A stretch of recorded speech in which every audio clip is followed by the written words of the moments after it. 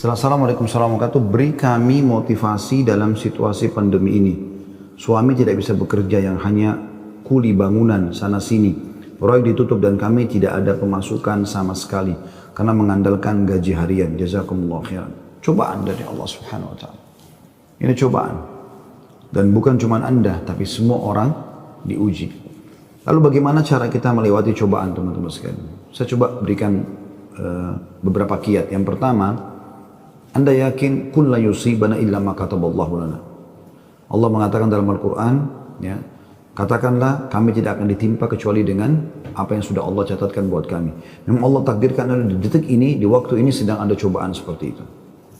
Tetapi ini harus dikemas dengan ayat yang lain, yaitu inna ma'al usri yusra, ya. Fa inna ma'al usri yusra. Sungguhnya di setiap kesulitan akan ada kemudahan, di setiap kesulitan pasti ada kemudahan. Jadi saya yakin Anda masih banyak memiliki kemudahan. Seperti misalnya Anda masih bisa bernafas, masih bisa melihat, masih bisa mendengar gitu kan. Dan Allahu a'lam, mungkin Anda juga sampai hari ini 8 hari Ramadan Anda masih bisa, ya, hidup, puasa, makan dan seterusnya. Tapi mungkin kekurangan karena pendapatan yang biasa rutin datang ini sudah nggak ada. Mungkin juga Allah Subhanahu wa taala menggerakkan beberapa hamba-hambanya yang memenuhi kebutuhan Anda. Teman-teman, coba bergantung kepada Allah Sang Pencipta. Dan jangan ragu tentang masalah itu. Bergantung kepada Allah Subhanahu wa taala. Saya ingin berbagi sebuah kisah. Sebuah kisah seseorang yang sangat susah hidupnya. Dari orang-orang, kisah klasik dulu tentunya. Dia sangat susah sekali hidupnya. Dan saking susahnya sampai dia bilang, dia ceritakan dirinya, saya cuma hidup dari pendapatan harian saya. Dia bilang satu waktu, saya keluar ingin mencari rezeki. Pada hari itu betul-betul tidak ada sumber rezeki. Kenapa yang saya dapat hari itu yang dipakai makan gitu. Dia bilang saya sudah keliling sana sini tidak ada makanan. Dan sampai saya tidak pulang ke rumah sampai di awal malam selepas Isya lebih. Istri sama anak saya sudah menunggu. Kemudian saya pun pulang ke rumah. Begitu pulang ke rumah, dibuka pintu, disambutlah oleh anak dan istri dengan harapan selain menemui saya juga mereka berharap bisa ada makanan dan minuman seperti biasa.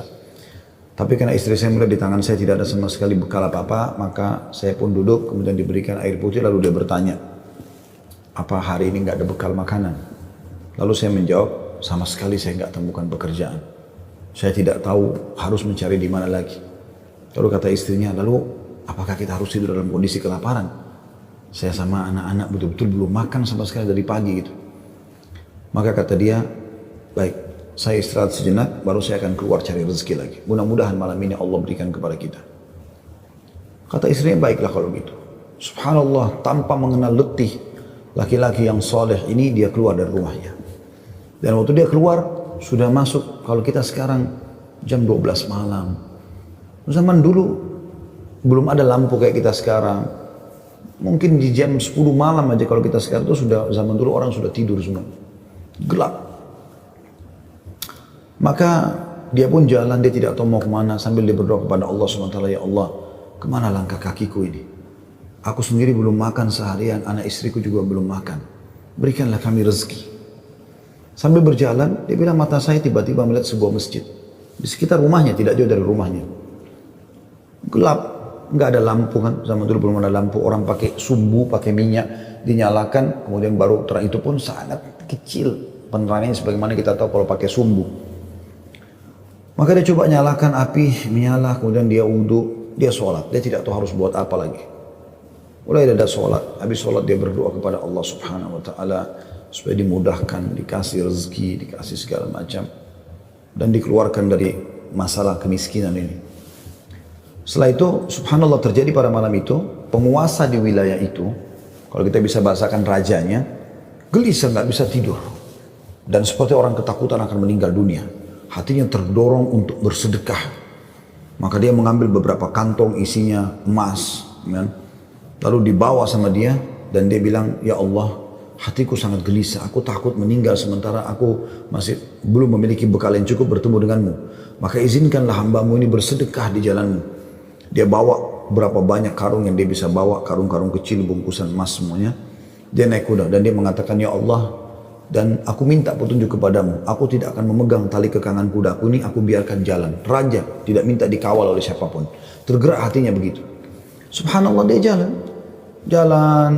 Subhanallah ya, Maha Suci Allah, kisah nyata ini menjelaskan. Kudanya berhenti di masjid yang ada orang soleh tadi yang susah itu. Dia juga heran. Kudanya masuk di halaman masjid, diam di situ. Dia turun. Apa ini rahasianya? Kenapa Allah datangkan ke masjid ini? Dia bilang, saya masuk ke masjid gelap. Cuma ada satu saja sumbu lampu, ya, sumbu lilin. Kemudian saya mendengar seperti ada orang suara, ya, orang yang berbicara. Saya coba mendekati suara itu, ternyata orang yang sedang berdoa. Nah tadi orang yang miskin itu berdoa. Ya Allah, mudahkanlah rezeki, saya sudah seharian tidak makan sama anak istri saya.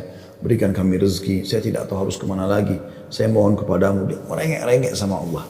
Raja ini dengar. Maka raja itu menegur si orang tadi miskin ini. Setelah salam, dijawab salam, dia mengatakan, si raja ini bilang, saya dengar tadi keluhanmu kepada Allah Subhanahu wa ta'ala. Saya kebetulan bawa beberapa kantong uang emas. Saya akan berikan kepada kamu sebagai sedekah.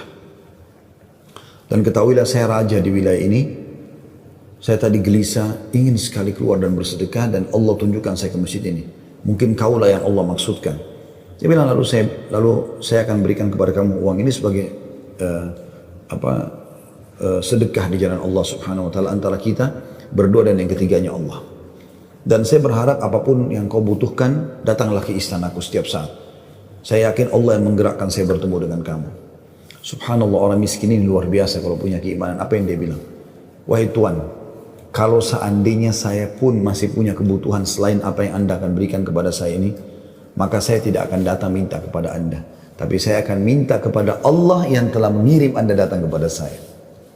Closing kisah ini coba diambil pelajaran baik-baik.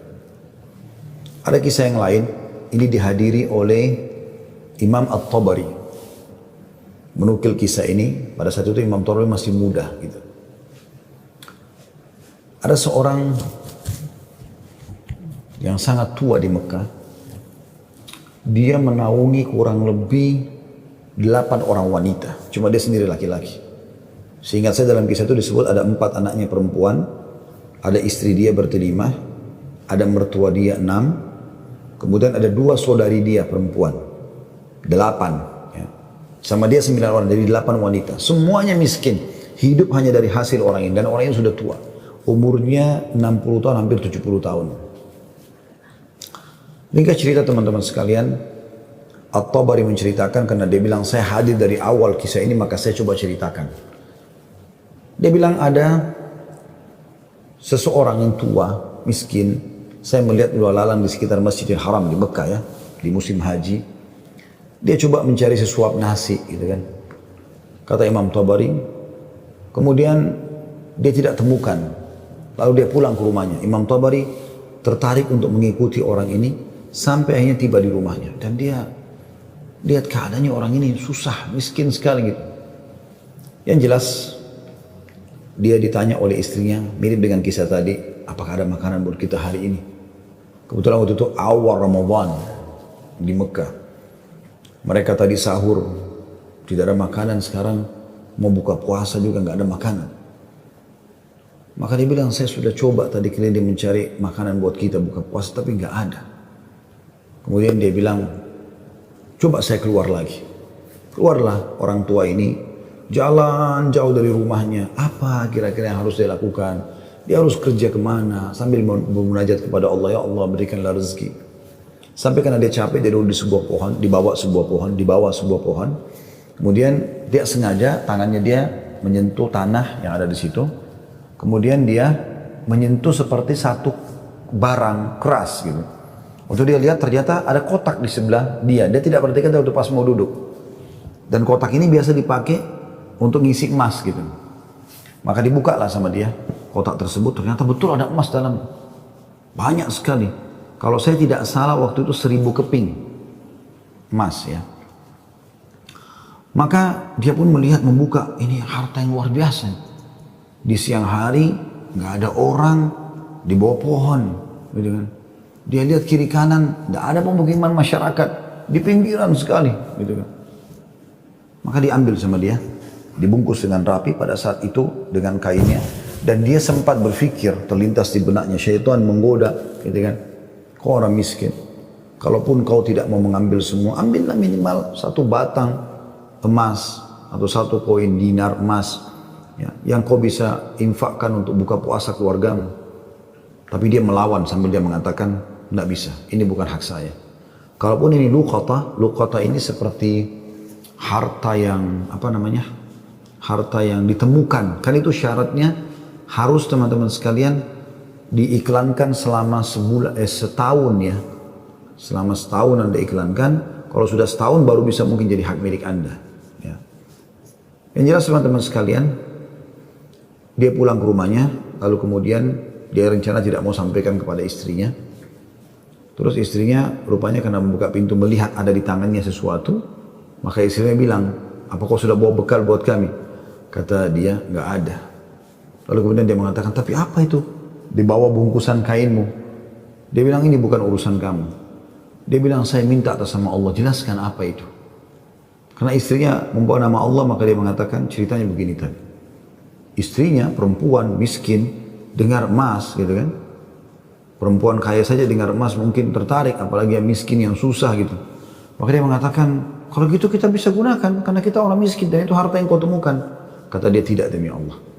Kalaupun ini kita bisa gunakan setelah 1 tahun kita iklankan. Tidak boleh sembarangan. Maka istrinya bilang, kalau begitu, mirip dengan tadi godaan awal syaitan. Kalau begitu minimal ambil 1 koin dirhamnya, dinarnya.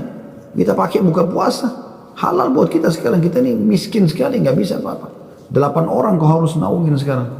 Dia bilang, tidak demi Allah. Kalau seandainya kau sentuh kotak ini ada yang kau ambil, demi Allah kau saya ceraikan. Istrinya kaget dengan kata-kata itu, akhirnya dia lihat keseriusan suami, dia tidak berani juga. Disimpanlah di rumahnya. Akhirnya tiba waktu buka puasa, mereka buka puasa apa adanya, air putih saja, roti-roti kering ada di rumah, itulah yang dimakan sudah. Besok pagi, selepas sholat subuh di Masjid Haram, orang tua ini pas keluar, ternyata ada 1 orang dari Khurasan. Khurasan ini dari wilayah Irak sama Iran sana ya. Datang, naik di atas sebuah batu dekat Masjid Haram, lalu teriak-teriak. Ya. Dia mengatakan, wahai muslimin, wahai orang-orang yang sedang haji, wahai hamba-hamba Allah, saya kehilangan sebuah kotak emas, kotak isinya 1000 dirham emas, 1000 dinar emas. Siapa yang menemukan, tolong kembalikan kepada saya dan semoga Allah balas kebaikannya dengan pahala dan pengampunan dosa, peninggian derajat dan seterusnya. Rupanya si orang tua ini dengar, kotak ini dia yang temukan kemarin, tapi dia juga butuh. Maka dia mengatakan, wahai Khurasani, Khurasani kayak orang dari Khurasan, dia tahu ini dari Khurasan, mungkin dari face wajahnya gitu kan, mirip-mirip orang Khurasan. Wahai Khurasan, kalau ada orang yang temukan, berapa kau kasih dia?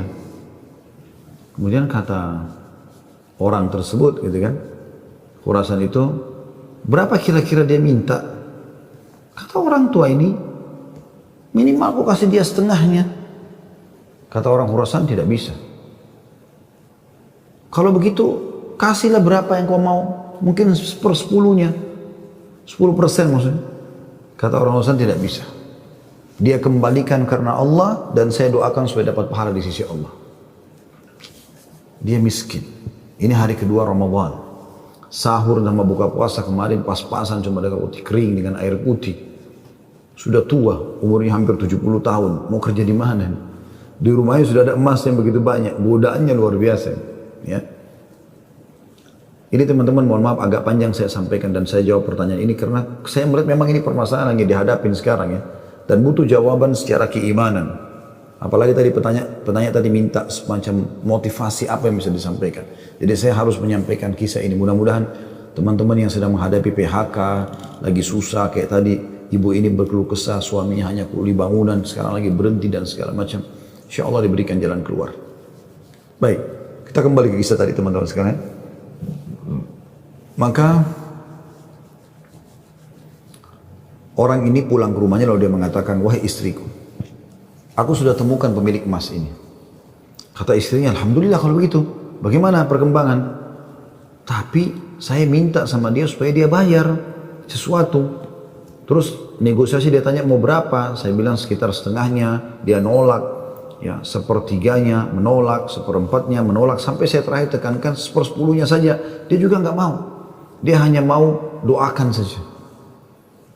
Kata istrinya, coba kau kembali ke dia, siapa tahu dia masih mau negosiasi, ya kan? Dia bilang baiklah. Dia kembali lagi, ketemu lagi sama orang tadi, gitu kan, di hari yang ketiga sekarang. Maka orang itu sama orang Khurasan naik ke atas batu yang sama dekat Masjid Haram. Wahai muslimin, wahai orang-orang yang haji, wahai hamba-hamba Allah, ada nggak menemukan peti saya isinya 1000 dinar emas, gitu kan? Semoga Allah berikan dia kedudukan, Allah ampuni dosanya, angkat derajatnya dan seterusnya, didoakan gitu.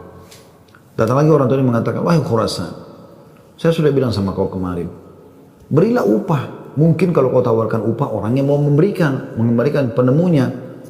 Kata dia, berapa paman saya kasih? Dia bilang, saya bilang kemarin 1/10. Orang sana mengatakan, enggak, saya enggak mau. Kalau begitu, berikan dia 1 saja. 1%, 1 saja. Ya, dinar itu, yang dia bisa pakai setengahnya, dia sedekahkan untuk beri makan orang-orang susah di sekitar haram. Setengahnya lagi dia pakai buat kebutuhan keluarganya. Khurasan ini, orang Khurasan ini diam lalu mengatakan, tidak demi Allah. Jadi luar biasa, dia nggak mau kasih. Pokoknya dia kembalikan utuh, ya, atau nggak usah. Dan dia berharap pahala di sisi Allah. Kalau dia minta bayaran, saya nggak mau. Orang ini kembali lagi ke rumahnya, bilang lagi sama istrinya, orang ini betul-betul tidak mau. 1 koin dinar, 1 dinar pun dia nggak mau kasih. Kata istrinya, lalu bagaimana? Kata dia, saya akan berazam sudah mau kembalikan. Semoga Allah menyelesaikan permasalahan kita.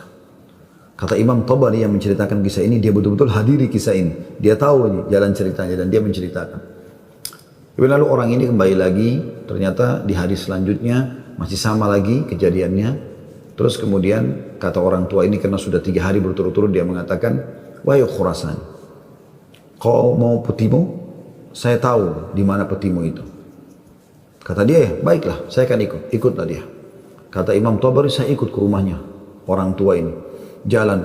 Pada saat tiba di satu rumah, ada rumah yang terbuat dindingnya dari tanah liat. Sama sekali tidak kelihatan ada layak untuk ditinggal. Tapi hanya sekedar tanah liat, mungkin kalau ada angin kencang bisa rubuh. Atapnya ditutup hanya dengan kain-kain sobek, ya. Pintunya pun diangkat untuk dibuka gitu. Kemudian dia masuk dan dia persilahkan masuk, saya pun izin. Saya mengatakan, maaf paman, bisa nggak saya ikut masuk? Karena dari awal saya lihat kisah ini. Maka dia mengatakan, masuklah. Dia bilang, waktu kami masuk, rumah itu nggak ada sama sekali karpetnya. Nggak ada apa-apa, kosong lompong. Cuma ada semacam sekat, dan seakan-akan di belakang sekat itu ada wanita-wanita tua, yang kelihatan dari penampilan mereka juga itu susah, bajunya pas-pasan gitu. Lalu kemudian orang tua ini menuju ke satu arah di rumahnya, terus digalilah tanah, dikeluarkanlah kotak tersebut. Lalu kemudian dikatakan, sayalah penemunya hartamu itu, ini. Dan saya sempat minta sama kamu agar kau berikan sebagian. Sebagaimana kau lihat ini keluarga saya susah begini. Saya sini 9 orang di rumah kecil ini. Saya sendiri laki-laki dan umur saya sudah hampir 70 tahun. Sementara ini istri saya ada di sini juga sudah tua. Ada mertua saya, ada 2 saudari saya, ada 4 anak saya. Mereka semua miskin. Gitu kan. Maka orang Khurasan itu mengatakan, dia buka, dia periksa, ternyata masih utuh 1000. Dia mengatakan, tidak. Saya tidak akan memberikan apa-apa. Lalu kemudian dia angkat, lalu dia keluar. Saya cuma bisa doakan kamu kebaikan. Waktu dia keluar, kata Imam Tabari, semua perempuan-perempuan tadi yang tua-tua ini ada, yang memang bajunya perusuh, seperti orang yang menggigit jari dan kaget ada orang diberikan kembali 1000 dinar, tidak dibayar sedikit pun. Dan tokoh kita ini luar biasa, dia hanya mengatakan, Inna lillahi wa inna ilaihi raji'un. Dah, kalimat istirja, ini musibah. Ya, sudah mendapatkan apa dan dia betul-betul jujur, dia jaga, dia enggak ambil karena takut kepada Allah SWT. Dia bilang sementara itu, kata Imam Tabari bilang, saya tidak tahu mau bilang apa. Saya pun menundukkan kepala, serba salah karena waktu itu Imam Tabari masih muda dan belum punya apa-apa gitu. Dia juga membantu apa gitu. Dia bilang, tiba-tiba ada yang ketuk pintu. Lalu pemilik rumah ini buka, ternyata orang Khurasan tadi kembali lagi. Kata dia, ada apa wahai Khurasani? Ya, istilahkan Khurasani maksudnya nisbat kepada negeri Khurasan itu ya. Kata orang Khurasan itu, bisa saya masuk? Kata dia, baik silahkan masuk. Masuklah dia. Kemudian dia mengatakan begini ceritanya. Saya ini punya seorang ayah yang meninggalkan 3 peti emas seperti ini. Masing-masing isinya 1.000 dinar emas. 1.000 dinar emas. Saat dia, waktu ayah saya waktu meninggal, dia mengatakan, 1 dinar emas kamu bagikan sebagai warisan.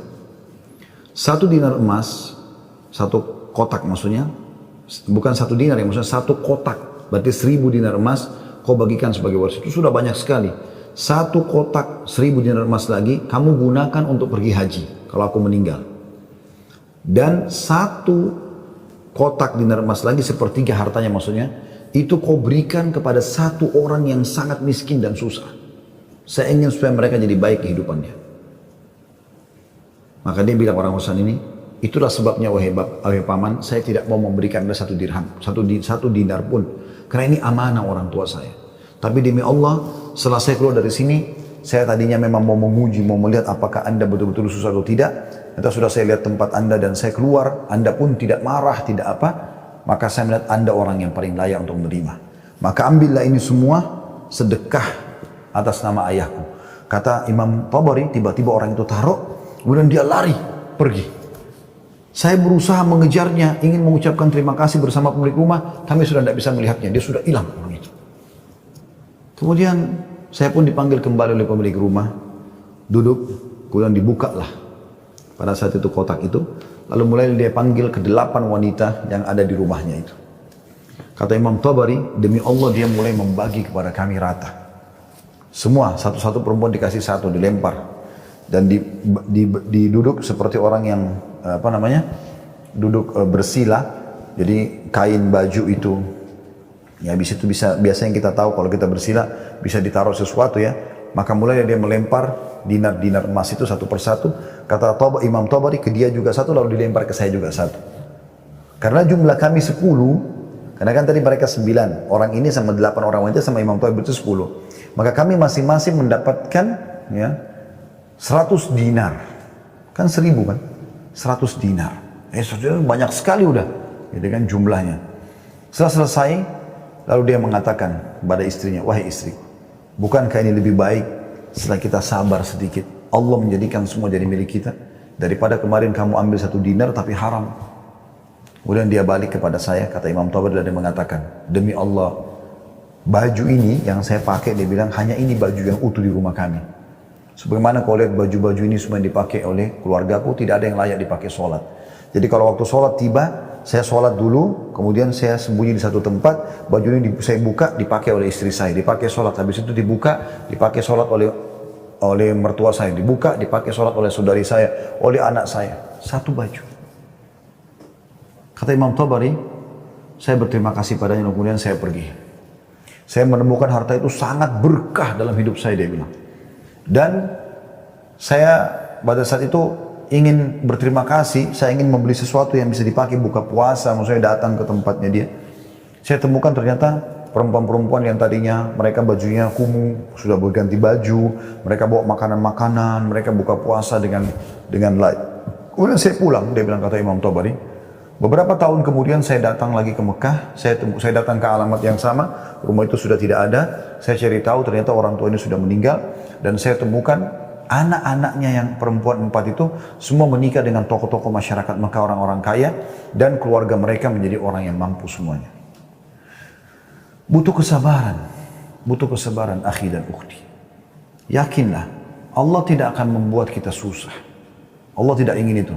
Tapi cobaan lagi datang, apalagi bukan kepada Anda sendiri. Selanjutnya juga saya sarankan sunnah Nabi SAW, kalau kita sedang diberikan cobaan, lihat orang yang di atas kita. Lihat orang yang lebih susah. Kalau kita pincang, na'udzubillah, puntung kakinya 1, lihat orang yang puntung kakinya dua. Puntung kakinya dua, lihat orang yang juga puntung tangannya. Puntung kaki dan tangannya, lihat orang yang buta. Selalu orang yang lebih susah. Sehingga kita selalu tahu nikmat Allah begitu besar kepada kita. Kadang-kadang teman-teman saya lihat ada orang berkeluh kesahnya luar biasa, padahal sebenarnya masalahnya kecil dalam hidupnya. Masalahnya masih bisa dia laluin, tapi dia besar-besarkan masalah itu. Sehingga akhirnya dia tidak bisa melalui cobaan dengan baik. Apa kata Umar radhiyallahu anhu tentang masalah ini? Orang yang Allah berikan cobaan kepada dia dan pasti Allah akan uji hamba-hambanya. Sebagaimana Allah jelaskan dalam surah Al-Baqarah, ya, ayat 155 ya. A'udzubillahi minasyaitonirrajim. Walanabluwannakum bisyai'in minal khauf.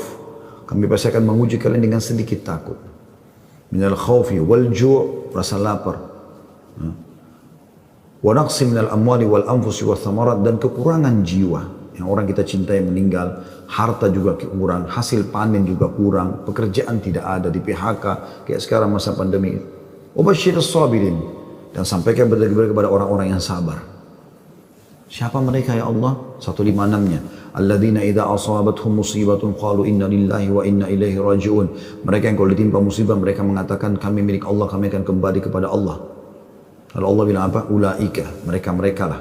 Alaihim salawatu min rabbihim rahmah. Mereka akan dapat ya jalan keluar dan rezeki dari Tuhan mereka. Wa ulaika humul muflihun, dan mereka adalah orang-orang yang beruntung, gitu kan? Jadi sini teman-teman sekalian, Anda sabar dalam melaluinya dan lihat orang yang lebih berat. Insya Allah akan ada jalan keluar, tidak mungkin tidak. Yang penting teman-teman, di saat kita lagi genting, terus bergerak, terus berusaha, terus ikhtiar, terus berdoa kepada Allah SWT. Saling dukung-menukung, jangan saling menyalahkan. Jangan Anda menyalahkan suami yang mungkin lagi stres juga pengen cari kerjaan. Jangan juga suami berhenti total dari usaha. Apa saja. Mungkin rezeki Anda ada pada tetangga Anda, mungkin ada rumah yang mewah, yang bagus di dekat rumah, tawarkan diri. Betul-betul masa pandemi ini saya kuli bangunan, saya nggak bisa kerja apa-apa, rumah saya di sebelah sini. Ada yang bisa saya kerjakan, bersihin kebun kah, ke taman kah, di sini. Apalah ya, cuci mobil, kan bisa apa saja. Coba mungkin rezeki di situ. Siapa tahu Allah SWT gerakkan mereka orang-orang kaya tetangga Anda itu, justru mereka bisa menyiapkan buka puasa, sahur. Alhamdulillah, kehidupan bisa berjalan, gitu kan? Maka Allahu a'lam itu yang saya bisa kasih jawaban, karena saya juga merasa prihatin dengan keadaan ibu dan suami dan semua muslim yang sedang tertimpa seperti ini. Semoga Allah SWT memberikan kita semua jalan keluar yang terbaik, ya.